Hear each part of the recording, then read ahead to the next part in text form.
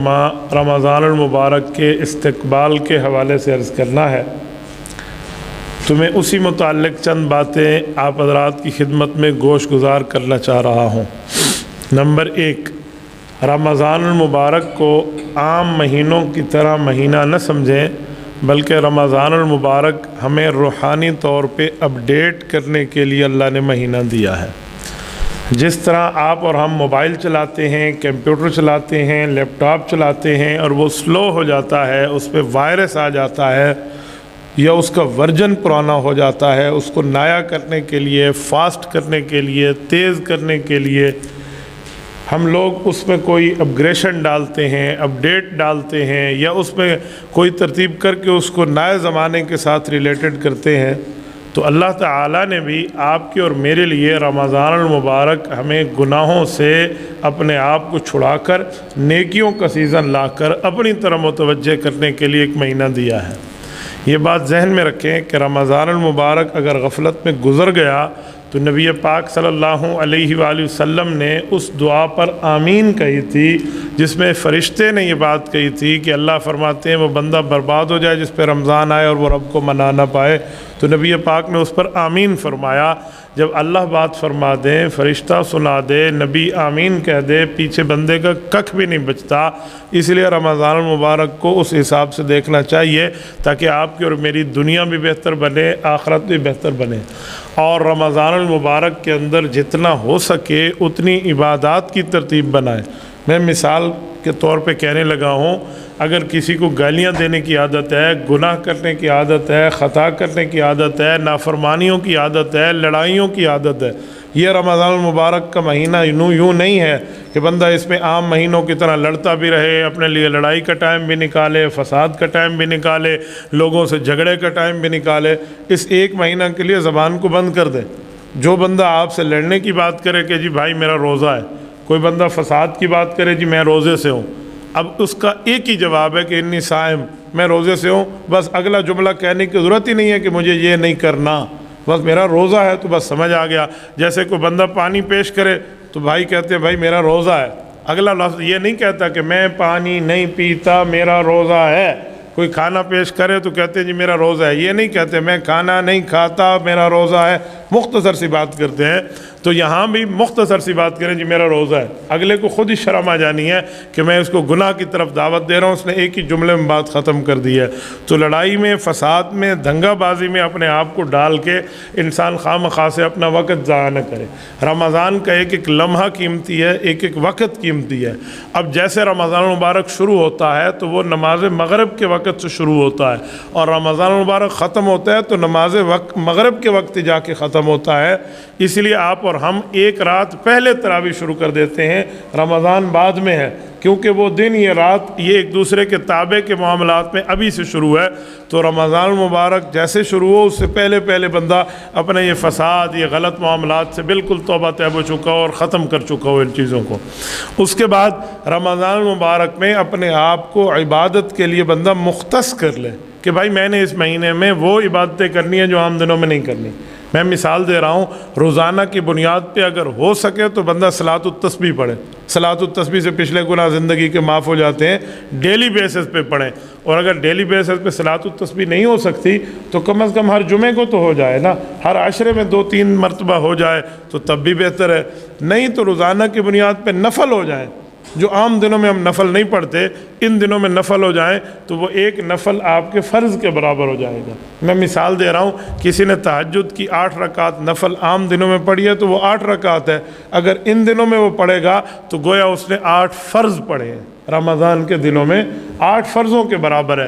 حدیث پاک میں اللہ کے رسول نے فرمایا من تقرب فیہ بخصلۃ کان کمن ادی فریضۃ فیما سوا، فرمایا عام دنوں کے فرض اس دنوں کے نفل یہ وقت میں، ویلیو میں اور جو ہے نا کیا کہتے ہیں ثواب کی مقدار میں برابر ہو جاتے ہیں۔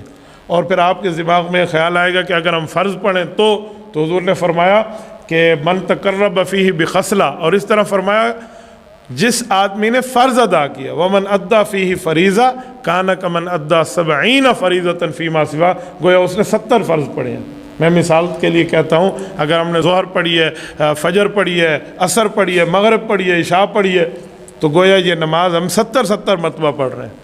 جس نے فجر کی نماز پڑھی تو وہ یہ سوچے کہ میں 2 مہینے 10 دن نماز پڑھ چکا ہوں. 70 فرائض یہی ہے نا، 2 مہینے 10 دن کے معاملات چلا لیے اس نے، گویا یہ اتنے عرصے تک پڑھتا رہا. 70 مرتبہ فجر کی نماز ہو گئی تو 70 مرتبہ فجر کی نماز کا یہی معنی ہوگا نا، 2 ماہ 10 دن کی عبادت اس کو مل گئی.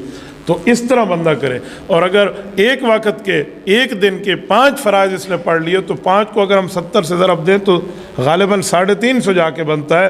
تو ایک دن کی 5 نمازیں 350 نمازوں کے برابر بن جائیں گی، کیونکہ ایک فرض ہے اور وہ 70 فرائض کے برابر بن رہا ہے. تو رمضان بندہ ایسے ہی گزارے. اور اگر اللہ نہ کرے رمضان غفلت سے گزر گیا تو اگلے مہینے بھی غفلت سے گزریں گے. یہ بات انڈرسٹوڈ ہے، یہ طے ہے، یہ تجربے سے ثابت ہے کہ رمضان جیسے گزرا نا پھر بندہ اس کا اثر پورا سال محسوس کرتا ہے. اس لیے رمضان المبارک میں ماحول بنانا چاہیے، صرف اپنے حد تک نہیں، اپنے گھر تک، اپنی بیوی تک، اپنے بچوں تک، اپنی فیملی تک، اور اگر بندہ آفس میں ہے تو اپنے جونیئرز تک، اور دکان میں ہے تو اپنے ملازمین تک. ان سب تک یہ میسج بھی ہو، پیغام بھی ہو، ماحول بھی ہو، علم بھی ہو کہ یار رمضان المبارک ہے اور اس میں ہم سب نے اجتماعی طور پر ماحول کو کریٹ کرنا ہے. کیونکہ رمضان میں شیطان بند ہو جاتا ہے. جب شیطان گرفتار ہو گیا تو پیچھے سے شیطانی طاقت نہیں آ سکتی. اب جو شیطانیاں ہو رہی ہوتی ہیں وہ اس کی اور ہماری دوستی کی بنیاد پہ ہو رہی ہوتی ہیں کہ 1 مہینہ وہ گرفتار ہو گیا، 11 مہینے ہمارا یار تھا، اس نے جو ہمارا پیڈل کا پہیہ گھمایا تھا بس وہی چل رہا ہے. اگر ہم روکنا چاہتے ہو تو ہمیں گناہوں کی بریک لگانی پڑے گی. ہم یہ نہیں کہیں گے بھائی اس مہینے میں تو شیطان گرفتار ہے تو شیطانیاں کیوں ہو رہی ہیں. شیطان گرفتار ہے، شتونگڑے گرفتار نہیں ہیں، اس کے جونیئرز تو گرفتار نہیں ہیں. سارا سال یاری لگا کے 11 مہینے میں اس کے نائب بن چکے ہوتے ہیں. تو اتنی عادات تو پتہ ہوتی ہے نا بندے کو. اگر 2-4 مہینے مالک نکل بھی جائے تو پیچھے جو اس کے سرونٹ ہیں وہ کام کرتے رہتے ہیں، انہیں پتہ ہے ہمیں سکھا گیا ہے. تو 11 مہینے یاری لگا کے اس کے ساتھ بیٹھے تھے، اب وہ چلا گیا تو اس کے نائب بن کے نہ بیٹھو، بلکہ اب نیکی کرنا آپ کے لیے آسان ہو گیا ہے. تو لہٰذا بہتر ہے کہ آپ اپنی ترتیبیں ٹھیک کر لیں، گناہوں کی بریکیں لگا لیں، تو اس ترتیب کے ساتھ چلیں. اور رمضان المبارک میں ایک بات یہ ذہن میں رکھیں کہ عبادت اللہ تعالیٰ زیادی کروانا چاہتے ہیں ہم سے، اور ہم عبادت کم کرنے کے چکر میں ہوتے ہیں. عبادت زیادی ہونی چاہیے. عبادت زیادی کا مطلب کیا ہے؟ اس میں نفل بھی نہ چھوٹے. تہجد پڑھیں، اس کے بعد صبح کی نماز ہے، اشراق کی عادت ڈالیں، چاش کی عادت ڈالیں، اوابین کی عادت ڈالیں. یہ تمام نوافل بندہ مسلسل پڑھتا رہے، اس نوافل کو نہ چھوڑے. پھر عشاء کے بعد تراویح ہے، اور تراویح بھی پوری پڑھیں. ہمارے ہاں لوگ تراویح آدھی پڑھتے ہیں، 2 طرح کی آدھی پڑھتے ہیں. کچھ ہمارے بھائی وہ ہیں جو کہتے ہیں بھائی تراویح 8 رکعت ہے. ان سے پوچھیں کہاں لکھا ہے، وہ کہتے ہیں حدیث میں لکھا ہے. ہم کہتے ہیں جس حدیث میں 8 لکھا ہے ساتھ یہ بھی لکھا ہے کہ پورا سال پڑھو، تو وہ تو تہجد کی نماز ہے. آپ 8 رکعت کا لفظ اٹھاتے ہیں، پورا سال کا لفظ آپ کو وہاں سے نظر نہیں آتا.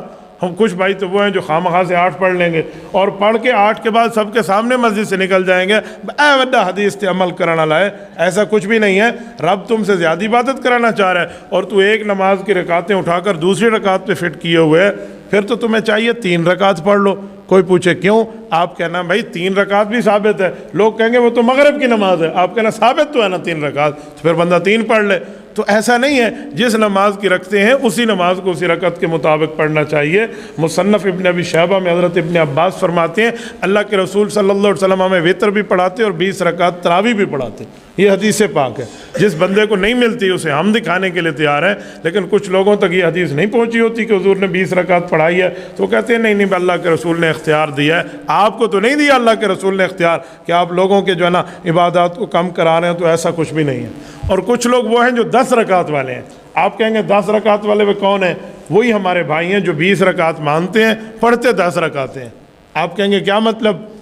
وہ پڑھتے 20 رکعت ہیں لیکن پہلی رکعت ہر جگہ جو 2 نفل چل رہے ہوتے ہیں وہ پہلی رکعت میں گپ شپ لگا رہے ہوتے ہیں، ایک دوسرے سے حال حوال. وہ جیسے امام اللہ اکبر کرے گا انہیں چاہیے تھا شامل ہو جاتے، نہیں، انہوں نے ایک دوسرے سے کہنا یا سنا آج روزہ کیویں گزرے، ڈاڈھی گرمی آئی، میں کو تو روزہ لگا رہی ہے، تیرا روزہ ٹھیک گزرا، تیرے تو نہ بھی لگی. ایک دوسرے سے یہ حال حوال شروع ہو جائیں گے، پیاس مجھے لگی ہے نہیں لگی، تجھے لگی ہے نہیں لگی، روزہ کیسے گزرا ہے. پورا جب امام اللہ اکبر رکوع پہ جائے گا انہوں اللہ اکبر کر کے شامل ہو جانا ہے. تو انہوں نے تو 10 رکعت کا قرآن سنا ہے، انہوں نے تو 20 کا نہیں سنا.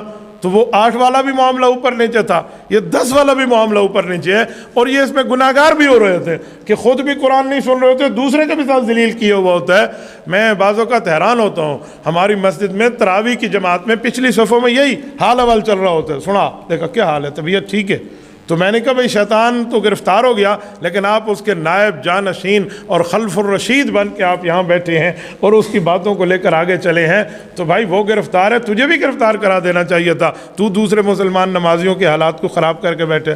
اور پھر کچھ اور باتیں بھی ہوتی ہیں، کچھ بچے آ رہے ہیں، کچھ ادھر آ رہے ہیں، کچھ ادھر آ رہے ہیں۔ بھائی جیسے امام سلام پھیرے، اگلی رکعت پہ امام اٹھا ہے، وہ بھی حضور کو امتی ہے، اس پر بھی وہی لازم ہے، تو میں بھی امتی ہوں، میں بھی اس کے ساتھ اللہ اکبر کروں، تکبیر اولیٰ کے ساتھ مجھے بھی اللہ اکبر کر لینا چاہیے۔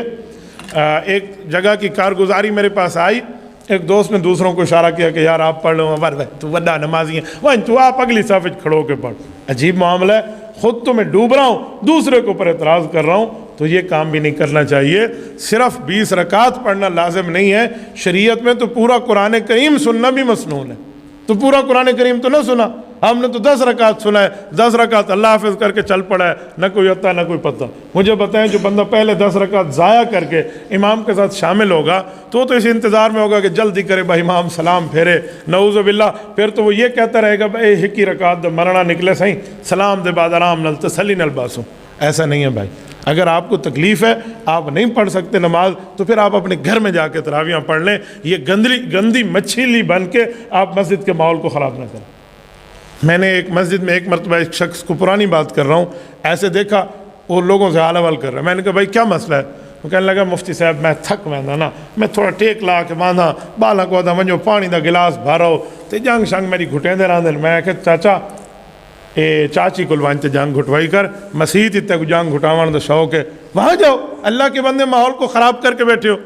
تو جب ہم یہ بات کریں گے سخت بات کر رہے ہیں بھئی اللہ کے گھر میں بیٹھ کے تو پنی گھٹاوان دا شوق ہے، وہی نماز ہے لے تو بھئی بات میں کرا لینا۔ اچھا پتہ ہے یہ سستیاں ہمارے اندر آ گئی ہیں اور پھر یہ عادت بن گئی ہے، اور ہر بندہ سمجھتا ہے کہ بس آرام نال اسے منج باسوں، ٹھڈا روح افضال پانی پیا اسی کو پیسو رہاں دے تو 10 رکعت پڑھ سو رہاں دے۔ ایسا نہیں ہے، آپ رمضان المبارک میں اپنی عبادات کو خراب نہ کریں۔ اور اس کے ساتھ میں ایک بات مزید سمجھاتا ہوں، یہ جو سستی آ جاتی ہے نا تراویح میں بعض بندوں کو، وہ ریل سستی آ جاتی ہے، وہ کہتے ہیں ہم کھڑے ہو کے پڑھ بھی نہیں سکتے، تکلیف ہو جاتی ہے، ہو سکتا ہے بیماری ہوگی، میں سمجھتا ہوں اس کا علاج کرا لیں، لیکن اکثر طور پہ خوراک کی ترتیب غلط کھانے کی طرف بھی اس کا اشارہ ہوتا ہے، ہم خوراکیں غلط کھا لیتے ہیں۔ قرآن کریم نے کسے ترتیب پہ کھانے کی ہمیں چیز بتائی ہے، ہم وہ نہیں کہتے۔ کلو واشربو، قرآن نے پہلے کھانے کی بات کی ہے پھر پینے کی بات کی ہے، ہم پینے سے شروع کرتے ہیں۔ تو مجھے بتائیں جب معدہ خالی اور اس میں پانی جائے تو آپ کا سستی کی ترتیب ہونی ہے اور کیا ہونا ہے؟ کچھ بندہ پہلے کھا لے، قرآن نے پہلے پینے کی بات نہیں کی، پہلے کھانے کی بات کی ہے۔ تو میں ایک مشورہ دے رہا ہوں، یہ نہیں ہے کہ کوئی پہلے پینا پی لے تو اس کا روزہ حرام ہو جائے گا، صحیح ترتیب بتا رہا ہوں۔ اسی طرح بندہ میٹھا کم استعمال کرے نا، اگر ہم افطاری میں میٹھا کم یا میٹھا بالکل استعمال نہیں کریں گے، آپ اس دن چستی کے ساتھ اور بہترین طرح پہ کھڑے ہو کے تراویح پڑھیں گے۔ اور جس دن تساں روح افزا دی بوتل پی گئے ہوئے بہت سی بیٹھ تے چڑھ کے نماز پڑھ سو، ایسے بندے کو سو کے نماز پڑھے گا، وہ اٹھ کے نماز پڑھنے کے معاملات میں نہیں ہوگا، تو اس نے اپنا ترتیب کا معاملہ خود ہی خراب کیا ہے۔ تو بھائی یہ بات ہمیں خود اپنے خوراک میں بھی دیکھنی چاہیے۔ سحری میں بھی لوگ غلطیاں کرتے ہیں، سحری میں پورا جگ پانی کا رکھا ہوتا ہے ساتھ پینے کے لیے، بھی پورا جگ کیوں رکھا ہے؟ 14 گھنٹے بھوکا تسا راونا ہے، 14 گھنٹے ہم نے بھوک پیاس برداشت کرنی ہے، تو بھائی ٹھیک ہے ساری دنیا نے کرنی ہے، سب نے تو اپنے آگے جگ نہیں رکھے ہوئے، آپ نے کہتے ہیں بس یہ آہستہ آہستہ پانی۔ بھائی آپ خود کو اونٹ سمجھتے ہیں، اونٹ میں اسٹور کرنے کے لیے ایکسٹرا ٹینک اللہ نے دیا ہے جسے کوہان کہتے ہیں، ہم میں تو ایکسٹرا ٹینک نہیں ہے کہ ہم اپنے پاس رکھیں، 10 بجے تک وہ پیشاب پخانہ بن کے نکل جائے گا پانی، والا صاحب والا ہوئے کھڑوتے ہو سو، تو زیادہ پانی میں خود کو خراب کیا ہے۔ یہ مسئلہ اونٹ صاحب کا ہے، انسان صاحب کا نہیں ہے۔ نہ ہمارے ہاں کوئی ٹینک ہے، نہ ایکسٹرا ٹینک ہے جس میں ہم اپنے پانی کی ٹینکی میں کوہان کے اندر اسٹور کر لیں اور ہمارا 2-4 دن چلتا رہے۔ یہ سہولت اونٹ میں میسر ہے، آپ اور ہمیں میسر نہیں ہے، تو ہم وہاں بھی ترتیبیں اپنی خوراک کی غلط کرتے ہیں، پھر وہاں پر معاملات خراب ہو جاتے ہیں۔ تو ایسا نہیں کرنا چاہیے، ایسے معاملات سے بچنا چاہیے۔ میرے ہاں ایسی بھی کچھ دوستوں کی کارگزاریاں آئی ہیں کہ جو رات کو رمضان میں جاگ کے گزارتے ہیں۔ میں نے کہا جی بہت اچھا، آپ رات کو جاگ کے گزارتے ہیں تو اچھی بات ہے، آپ عبادت کرتے ہوں گے، نہیں صحیح ہے لوڈو کھیلتے ہیں رات کو بھی، ہمارے یہاں یہ ماحول بن گیا، رمضان مبارک میں رات کو بیٹھ کے گناہ ہو رہے ہیں اور اس گناہ کے اندر بیٹھے ہیں، اور یہی غلطی ہے۔ بھائی رمضان میں آپ جاگ کر اگر آپ نے گزارنی ہے تو اس وقت آپ تلاوت کر لیتے، کوئی تسبیحات کر لیتے، اس میں کوئی اپنی منزل پڑھ لیتے، تو رات آپ کا جاگنا بہت بہتر ہو جاتا۔ رات میں بھی آپ جا کر یہ کام کریں، اور وہ رمضان کی راتوں میں جس میں اللہ تعالیٰ نے فرمایا کہ رب کریم کی رحمت آسمان کے پہلے حصے پر آ جاتی ہے، آسمان دنیا پر اللہ کی رحمت آ جاتی ہے۔ تہجد کا وقت جو ہوتا ہے نا 24 گھنٹے میں، وہ وقت ہے جب رحمت پہلے آسمان پہ آئے، اور رمضان المبارک میں 24 گھنٹے پہلے آسمان پہ آئے، دن میں بھی اور رات میں بھی۔ تو کتنا مبارک وقت ہے، ہم اس کو ضائع کر کے کسی اور ترتیبوں میں لگے ہوئے ہیں۔ تو یہ ہمارے اندر کمیاں ہیں، یہ سستیاں ہیں، اس کو چھوڑ دیں۔ اسی طرح میرے دوستوں میں ایک بات مزید بھی کرتا ہوں، لوگ روزے کے بہانے کرتے ہیں۔ بہانے کیا ہے؟ اجی مجھے ڈاکٹر نے منع کیا ہے۔ واقعی وہ ڈاکٹر دیندار ہے، طبیب حاذق ہے، بہترین ہے، اس کو سمجھ بھی ہے، اور وہ روزے کی اہمیت کو جانتا ہے، اس کے باوجود بھی وہ آپ کو روک رہا ہے تو آپ رک جائیں، ٹھیک ہے، میں منع نہیں کرتا، بیمار ہوں گے آپ، ذیابطیس اور شوگر کے پیشنٹ ہوں گے، اوکے، لیکن وہ بندہ مسلمان تک بھی نہیں ہے۔ میں مثال دے رہا ہوں، اس ڈاکٹر کا اسلام کے ساتھ ہی کوئی تعلق نہیں ہے، اس نے ویسے ہی کہہ دیا یار کیا ضرورت ہے آپ روزہ چھوڑ دیں۔ یہ ہمارے پاس کیسز آئے ہیں، کس نے کہا؟ جی ڈاکٹر نے کہا۔ ڈاکٹر کون ہے؟ جی ہندو بھائی ہے۔ لو، اب ہندو آپ کو کہے گا بھی آپ روزہ رکھیں، آپ کسی مسلمان اتھینٹک طبیب حاذق سے اپنے ہاتھ کو چیک کرائیں۔ یہاں آپ ہاتھ دکھانے گئے ہیں، ڈاکٹر نے آپ کو ہاتھ دکھا دیا ہے، یہ تو آپ نے کچھ اور معاملہ لے لیا ہے۔ تو اس لیے کسی اس ڈاکٹر سے بات کریں جو روزے کی اہمیت جان، ہاں اس کے باوجود وہ روک دے تو بالکل آپ رک جائیں۔ ہم چھوٹی موٹی بیماری کے اوپر روزہ چھوڑ دیتے ہیں، کیا بھائی مجھے کھانسی ہے، مجھے زکام ہے، اس پہ روزہ نہیں چھوٹتا۔ روزہ چھوڑنے کے لیے پوری ترتیبیں ہیں۔ میں رمضان المبارک کے اگلی جمعے میں انشاءاللہ اس پر گفتگو کروں گا کہ وہ کون سے آزار ہیں، وہ کون سے عذر ہیں، وہ کون سی بیماریاں ہیں، وہ کون سی وجوہات ہیں جس کی بنیاد پہ روزہ چھوڑا جا سکتا ہے، اور وہ سفر کا معاملہ کون سا ہے، کس سفر پہ روزہ چھوڑیں گے اور کس وقت چھوڑیں گے، اس پر بھی اصول ہے۔ ورنہ عام طور پہ لوگ سمجھتے ہیں 10 بجے میں نے سفر کرنا ہے دن کو، صبح روزہ ہی نہیں رکھتے، ایسا بندہ گناہ گار ہے۔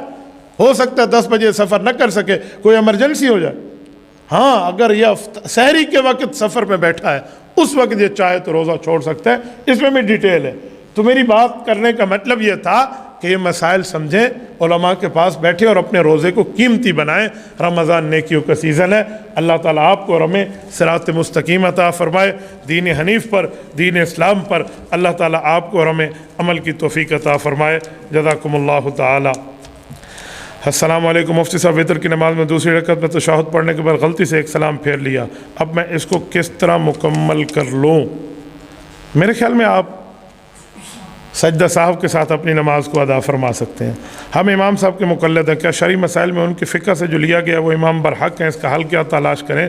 امام اعظم ابو حنیفہ صحابہ کے شاگرد ہیں، اس نے جو مسائل لکھے ہیں تو ٹھیک لکھے ہیں، آپ اس میں غلطی کو تلاش کریں گے، آپ ان سے بڑے آ گئے ہیں۔ کوئی عالم تو لاؤ جو امام ابو حنیفہ رحمۃ اللہ علیہ کی ٹکر کا وہ بات کرے۔ امام ابو حنیفہ نے 55 حج کیے ہیں، صحابہ اور اہل بیت نے ان کے حج دیکھے ہیں، ان کی نمازیں دیکھی ہیں، ان کے احکامات دیکھے ہیں، کسی نے ان پہ اعتراض نہیں کیا جو حضور کے شاگرد ہیں۔ آپ اور ہم بڑے شوق سے ان پہ اعتراض کر لیں۔ مفتی صاحب، بھاری جسم کا مالک ہوں، غسل جنابت میں جسم پر 3 بار پانی سے جسم دھونا مشکل ہے، غسل جنابت کا طریقہ سمجھا دیں۔ بھائی 3 دفعہ دھونا نہیں ہے، ایک ہی دفعہ دھونا ہے۔ 3 دفعہ اس لیے کہا گیا کہ ہو سکتا ہے کہ کوئی جگہ سوکھی رہ گئی ہو۔ اگر آپ سمجھتے کہ ایک ہی دفعہ دھونے میں جسم گیلا ہو گیا تو اوکے، آپ کے لیے کوئی پرابلم نہیں ہے، آپ اس کو کر سکتے ہیں۔ مفتی صاحب، مخفی ذکر کتنا کیا جائے رمضان میں؟ قرآن کریم میں اللہ نے جہاں بھی ذکر کی بات کی ہے، ذکراً کثیرہ کی بات کی ہے۔ کثیر کہتے ہیں انلیمیٹڈ، آپ اس کو شمار نہیں کر سکتے، تو جتنا مرضی آئے اٹھتے بیٹھتے بندہ ذکر کرے، اس کے لیے کوئی لمیٹیشن اور حدود نہیں ہے کہ میں آپ کو کہوں بھائی 70 دفعہ کرو تو 71 دفعہ نہیں کرنا۔ آپ اس ذکر کو رمضان مبارک میں اللہ کی یاد کو چلتے ہوئے، آتے ہوئے، بیٹھتے ہوئے، جاگتے ہوئے، ہر جگہ بندہ اللہ تعالیٰ کا نام پڑھتا رہے۔ کلمہ طیبہ حدیث میں لا الہ الا اللہ، لا الہ الا اللہ رمضان میں کثرت سے پڑھو، استغفر اللہ کثرت سے پڑھتے رہو، اس کی پوری تسبیحاں بندہ پڑھ لیں، اس کے لیے کوئی گننے کی بات نہیں ہے۔ ایک عالم نے فلاں عالم کو ضال اور مضل کہا، یہ ان مولویوں کا آپس کا مسئلہ ہے، آپ اپنے بارے میں کچھ پوچھا کریں جس میں بندے کی اپنی کوئی اصلاح ٹھیک ہو جائے۔ حضرت شاہ اسحاق صاحب فلاں فلاں، بھائی یہ سوالات ہیں خدا کے بندے، یہاں یہ پوچھو کہ آپ کی نمازیں کیسے ٹھیک ہو جائیں۔ حضرت شاہ اسحاق اور شاہ عبدالعزیز کے آپس کے اختلافات کیا تھے، یہاں میں آپ کو بتا دوں تو اسے آپ کی قبر آخرت کا کیا فائدہ۔ یہ کلاس کی بات ہے، یہ سبق کی بات ہے، آپ یہ سوالات کلاس میں پوچھا کریں، جمعے میں وہ بات پوچھے جو آپ کی اور میری قبر آخرت کو درست کر دے۔ جزاکم اللہ تعالی۔ اقول قولی ھذا واستغفر اللہ وآخر دعوانا ان الحمد للہ رب العالمین۔